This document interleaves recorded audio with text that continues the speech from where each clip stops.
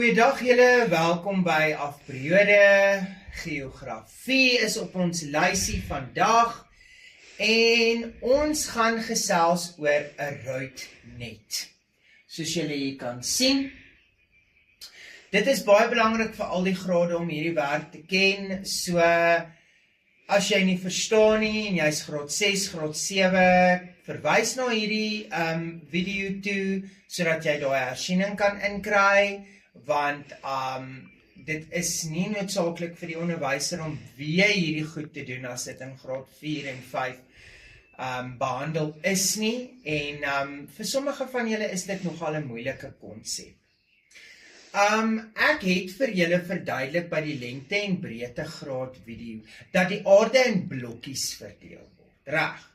So dit is wat ons met 'n ruitnet doen.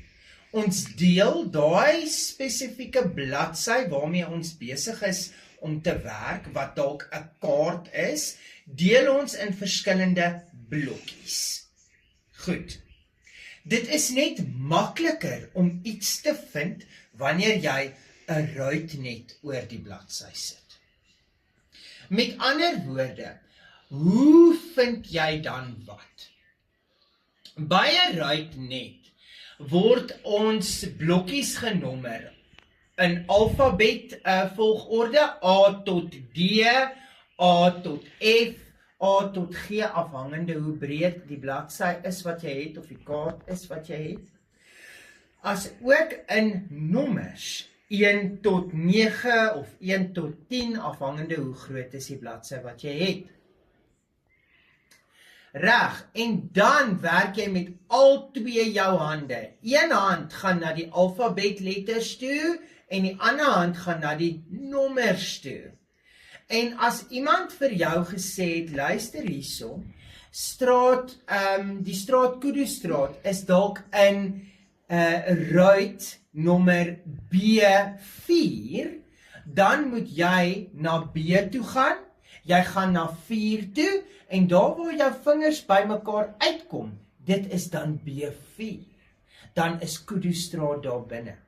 Ons het nie net nodig om strate so te soek nie. Ons kan bakens ook so soek, mense. As ons op 'n kaart moet weet waar is die tronk om 'n vraag daaroor te beantwoord, dan kan die inligting vir jou gegee word. Die tronk is in D7, blok D7. As ons die skool moet kry, die skool is in blok A4, dan weet jy, gaan soek in daai blok A4. So 'n ruitnet is vir jou daar gesit, sodat dit nog kleiner gemaak kan word wanneer jy iets op 'n kaart moet soek. Reg, in plaas daarvan om na die hele bladsy te kyk, word hierdie bladsy ook nou in blokkies verdeel. En nou kan jy net na 'n spesifieke blokkie toe gaan om iets spesifiek te soek. Ek hoop julle verstaan ruitnet en dat julle 'n wonderlike pouse sal hê.